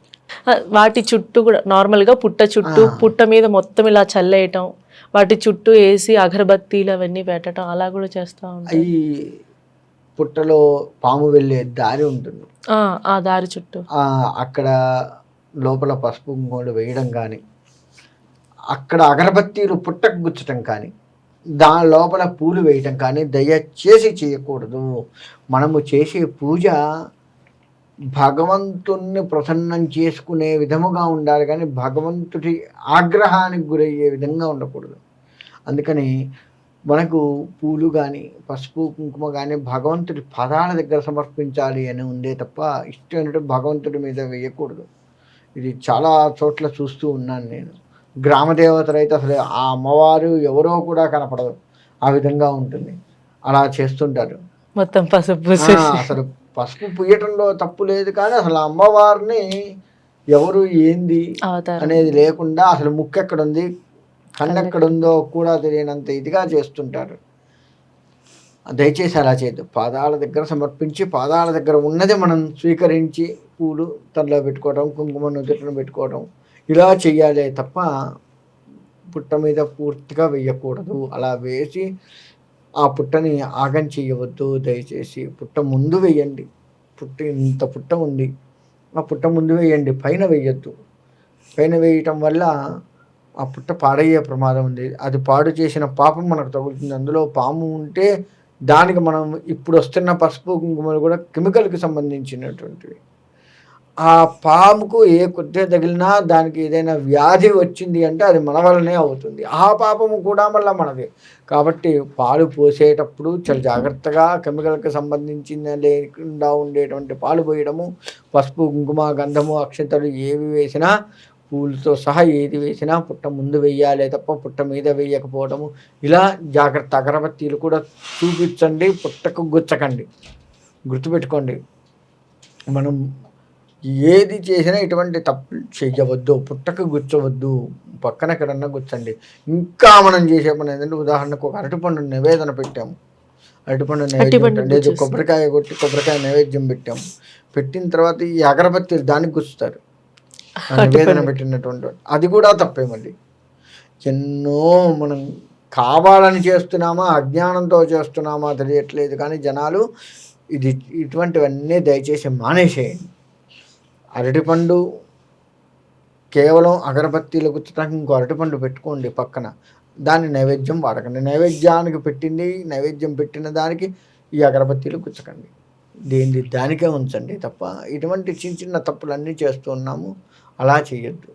అలా చేయకుండా ఉన్నట్లయితే పుట్టకు ప్రదక్షిణ నమస్కారాలు చేసుకొని చేస్తే ఈ చెప్పినటువంటి జాతకరీత్యా సర్పదోషాలు కానీ, పెద్దల నుంచి వస్తున్నటువంటి సర్పదోషాలు ఏమైనా ఉన్నా కానీ ఇటువంటివన్నిటి నుంచి మనం బయటపడి ఆ సర్పదోష నివారణ అవుతూ, మనకు కావాల్సింది సర్పదోషం ఉంటే సంతానం తొందరగా కలగదు, సర్పదోషం ఉంటే వివాహం తొందరగా కాదు, ఇలా కొన్ని ఉంటాయి. కాబట్టి మన ఏ కోరిక ఏంది అనేది చూసి దాన్ని సఫలీకృతం చేసుకునే విధంగా మనము భగవంత్ పూజ అంటే ఈ నాగల పంచమి పూజ పుట్టకి చేసుకోవాలి తప్ప ఇతరత్ర విధానంగా చేయటం తగదు.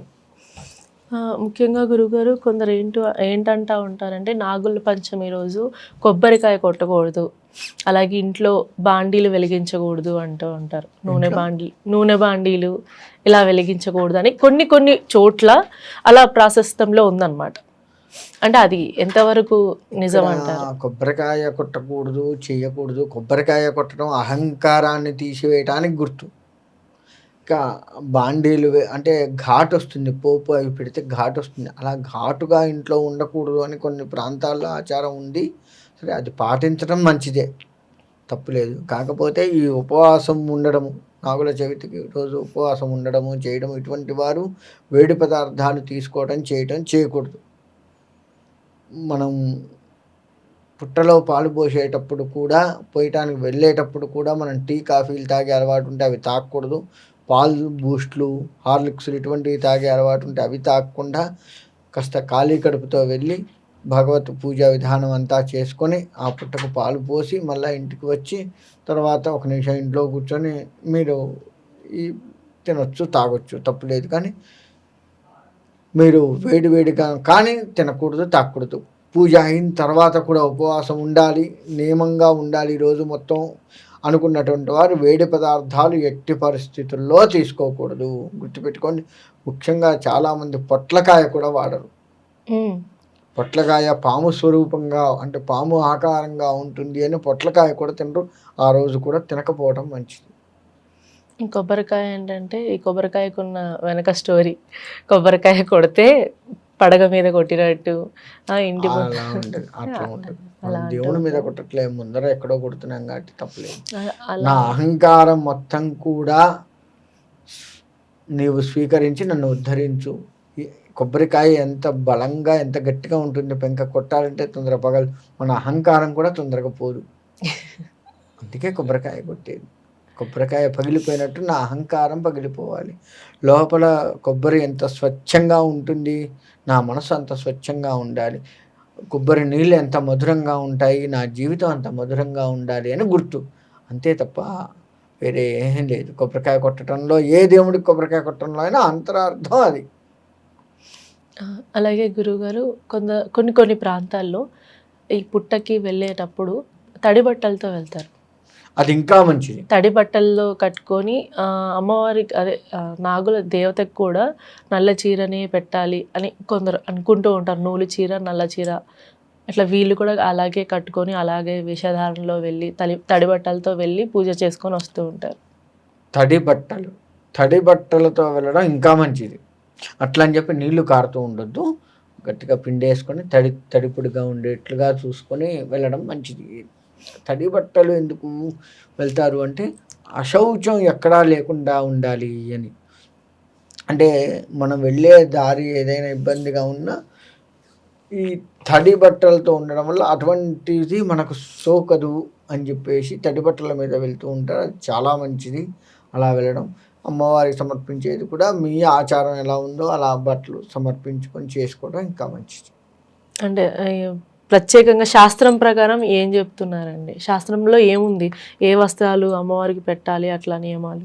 అటువంటి శాస్త్రంలో ఏదీ లేదు. మనస్ఫూర్తిగా నువ్వు ఏది అమ్మవారికి సమర్పించినా, నాగదేవతకు సమర్పించినా స్వీకరిస్తుంది. అట్లా అని చెప్పి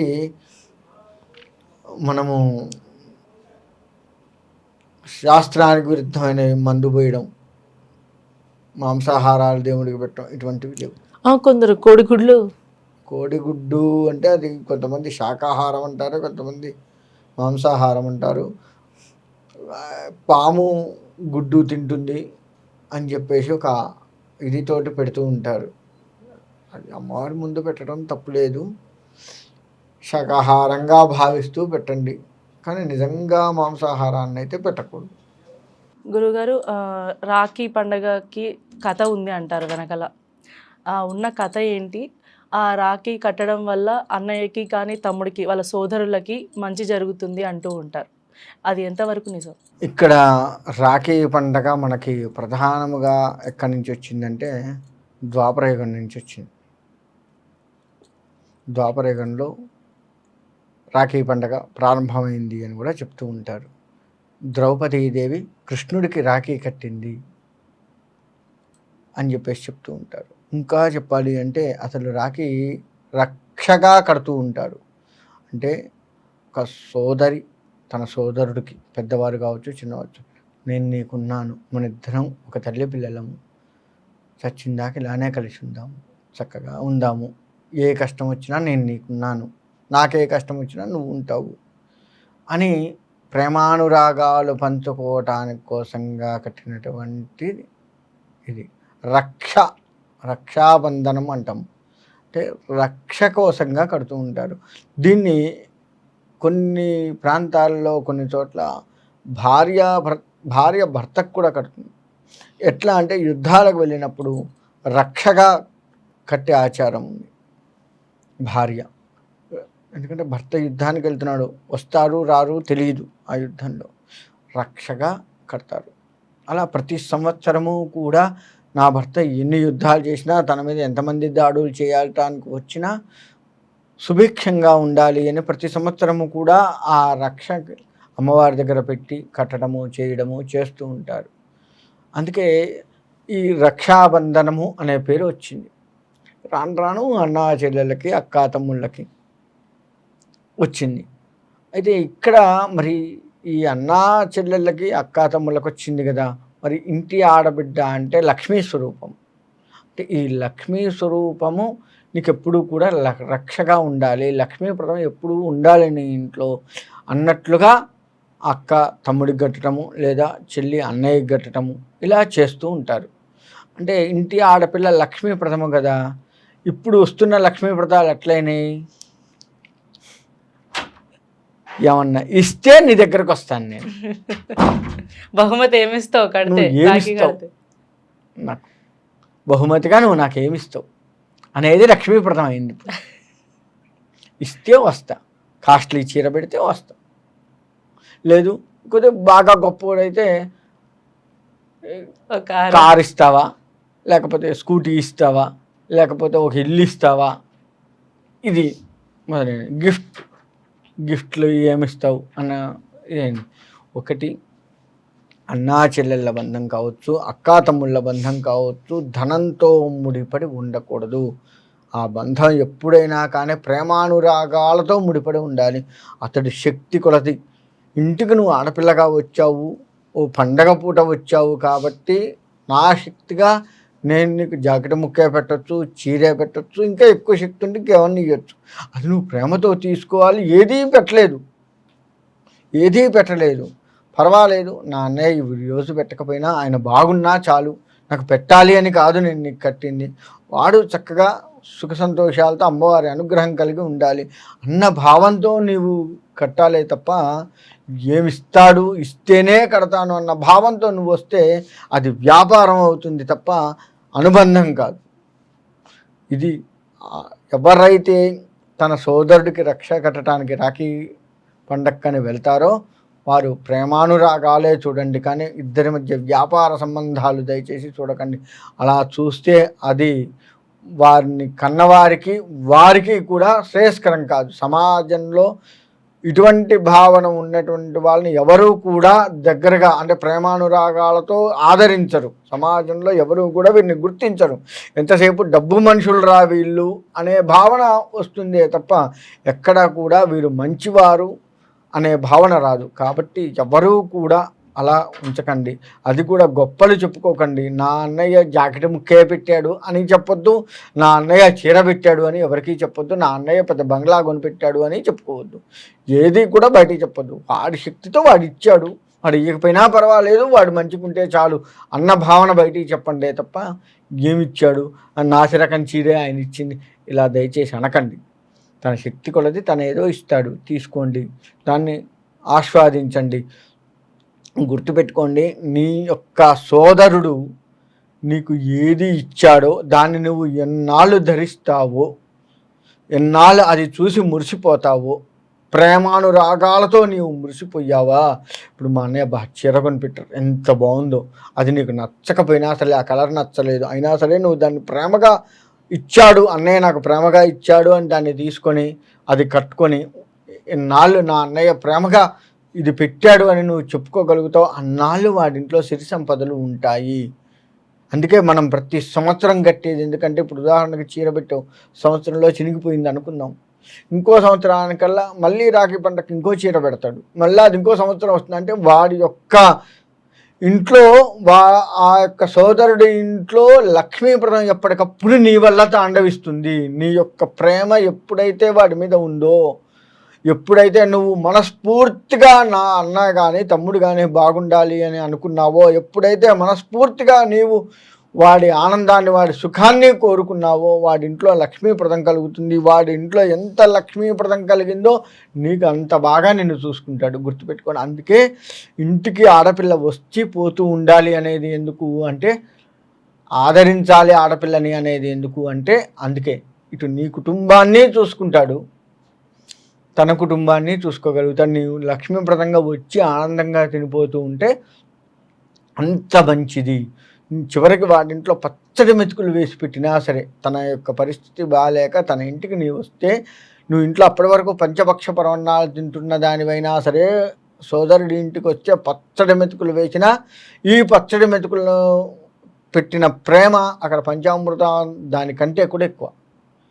పంచపక్ష పరమన్నాలను తిన్నదానికంటే ఈ పచ్చడి మెతుకులు ప్రేమతో పెట్టాడే ఇదే ఎక్కువ. గుర్తుపెట్టుకోండి.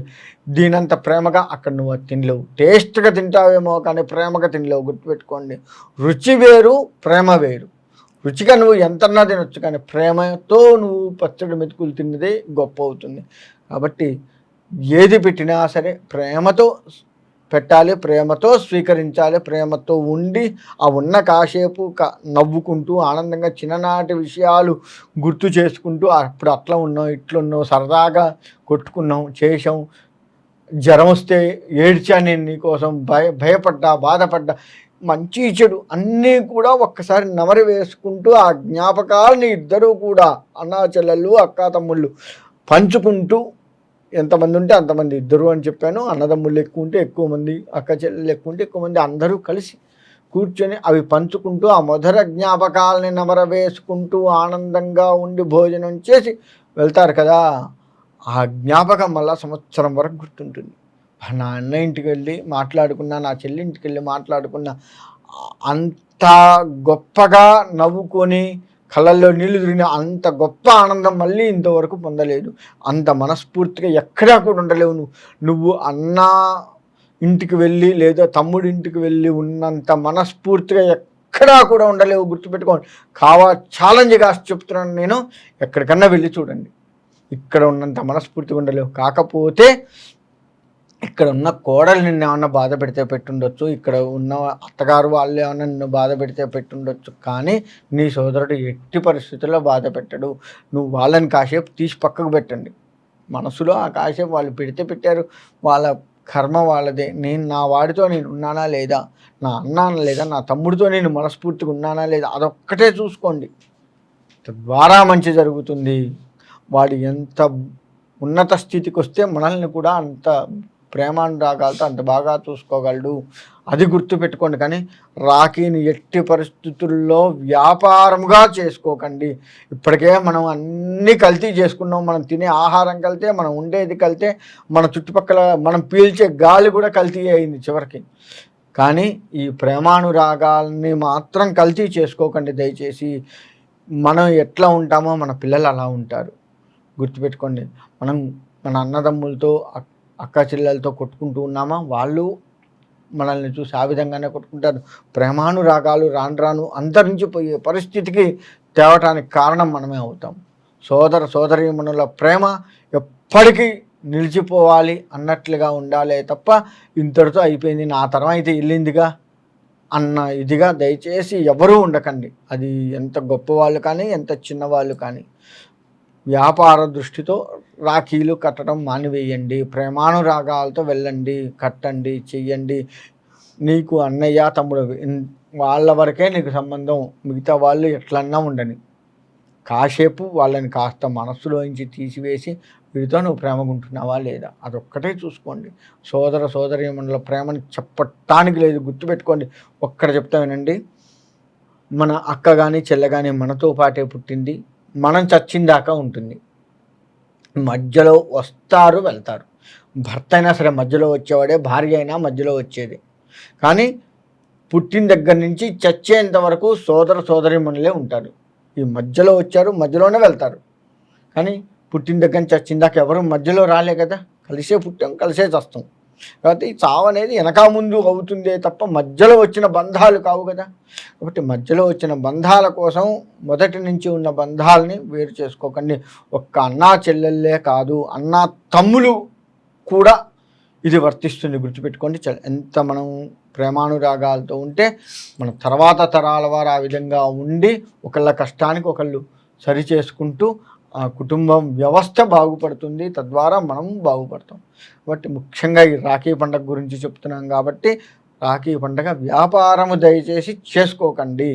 అలా చేసుకుంటే నిజంగా మీరు మనస్ఫూర్తిగా వాళ్ళతో ఉన్నట్టు కాదు, మీరు నటనతో ఉన్నట్లే. ఇప్పటి వరకు నటనతో ఉన్నారు, ఇక ముందు కూడా మీరు నటనతో ఉన్నట్లే భావన కిందికి వస్తుంది, మనస్ఫూర్తిగా ఉన్న భావన కిందికి రాదు.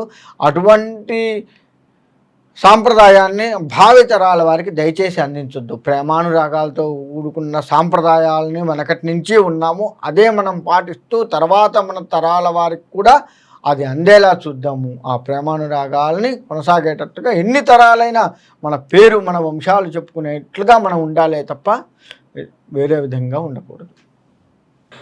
గురువుగారు, ముఖ్యంగా రాఖీ పండుగ ఎలా చేసుకోవాలి? ఇప్పుడు వ్యాపారం చేయొద్దు అని అన్నారు, ప్రేమానురాగాలతో అలాగే భక్తి, కొంచెం అన్నయ్యకి పూజించడం, హారతి ఇవ్వటం అలాంటివి చేస్తూ ఉంటారు, అలా చేయొచ్చు అంటారా?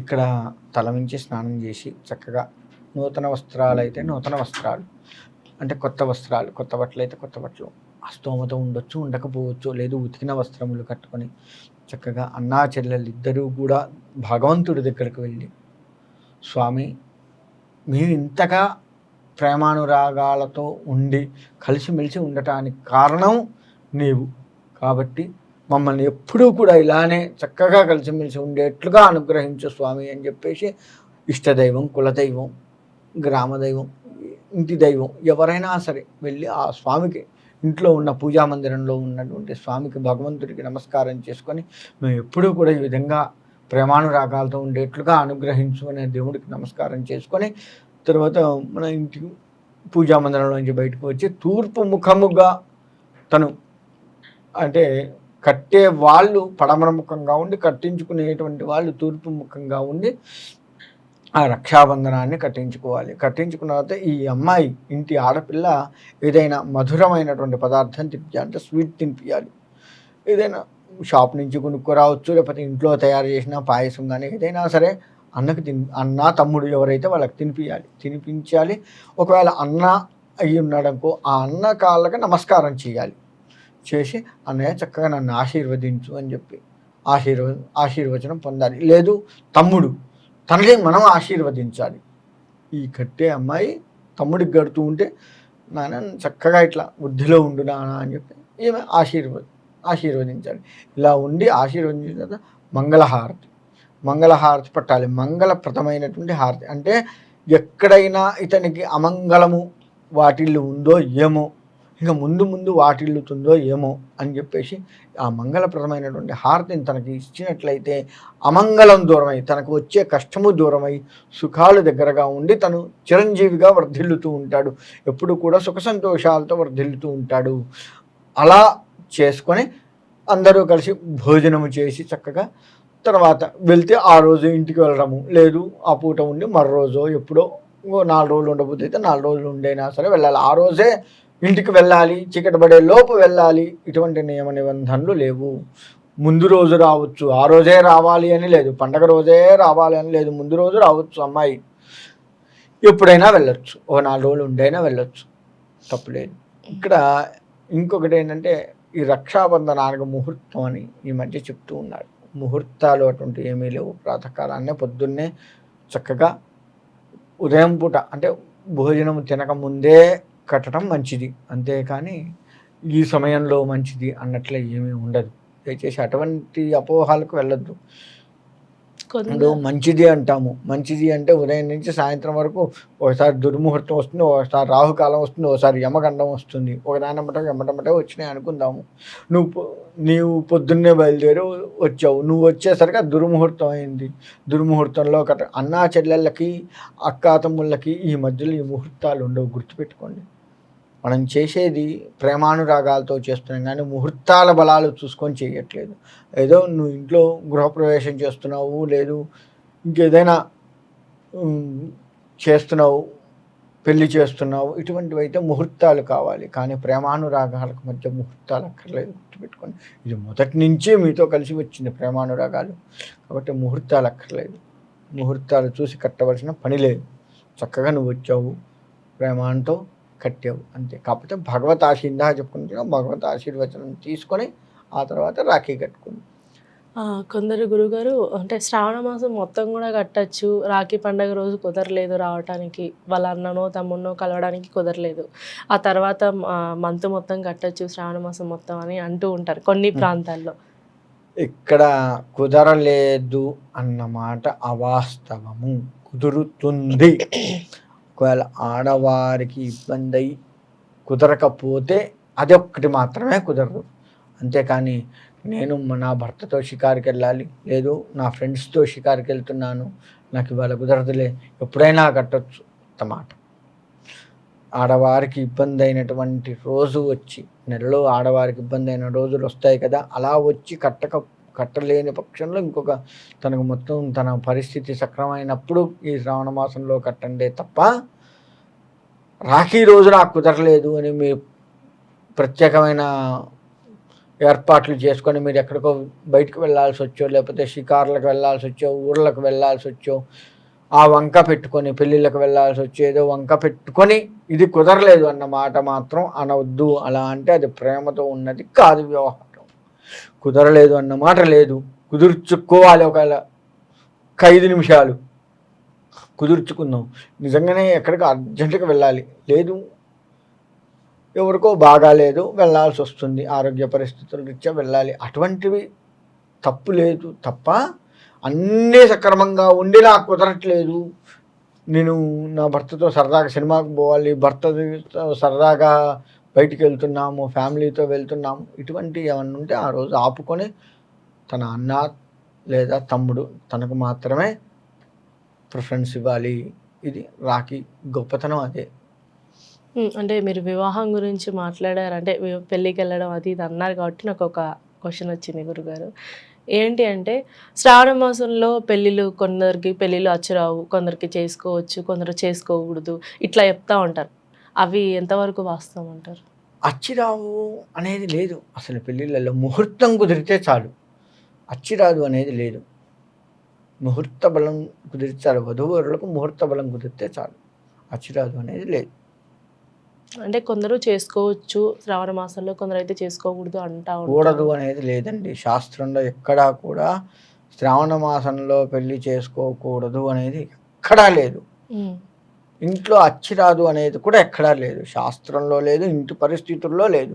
కాకపోతే ఏంటంటే ఇవన్నీ ఎందుకు చెప్తారు అంటే ధనం అందక, వివాహం చేయాలి అంటే ఖర్చుతో కూడుకున్న పని, ఆ సమయానికి అందక కొంత ఏదో ఒక వంక చెప్పాలి కాబట్టి సమయాన్ని దాటి వేస్తే అప్పటికల్లా ధనం చేతికి, డబ్బులు చేతికి అందుతాయి అనుకున్న రీతిలో అబ్బాయికి కానీ అమ్మాయికి కానీ పెళ్లి చేయవచ్చు అని దాటి వేసే మాటే తప్ప అచ్చిరాదు అన్న మాట లేదు. అంటే అది కప్పిపుచ్చడానికి ఇట్లా చెప్తాను. ఓకే, చూసారు కదండి. శ్రావణ మాసంలో వచ్చే రాఖీ అన్నా చెల్లెళ్ళ అలాగే అక్క తమ్ముళ్ళ ప్రేమానుబంధాలని బయటికి తీసుకొస్తూ వాళ్ళ మీద ప్రేమ చూపిస్తూ వాళ్ళు బాగుండాలి అని కోరుకునే పండుగ మాత్రమే. కానీ ఇది వ్యాపారం కాదు, నేను వస్తే మీ ఇంటికి వస్తే ఏమి ఇస్తావు అట్లాంటి కాదు. ప్రేమ మాత్రమే మనం చూడాలి, వాళ్ళు ప్రేమతో ఏది పెట్టినా మనం తీసుకొని సంతోషంగా వాళ్ళని ఆశీర్వదించి రావాలి అని గురుగారు మనకు చాలా చక్కగా వివరించారు. ఇలాంటి వీడియోస్ మీకు మళ్ళీ కావాలనుకుంటే మా ఛానల్ని సబ్స్క్రైబ్ చేసుకొని ఫాలో అవుతూ ఉండండి. మీకు ఇలాంటి వీడియోస్ మళ్ళీ వస్తూ ఉంటాయి. Thanks for watching.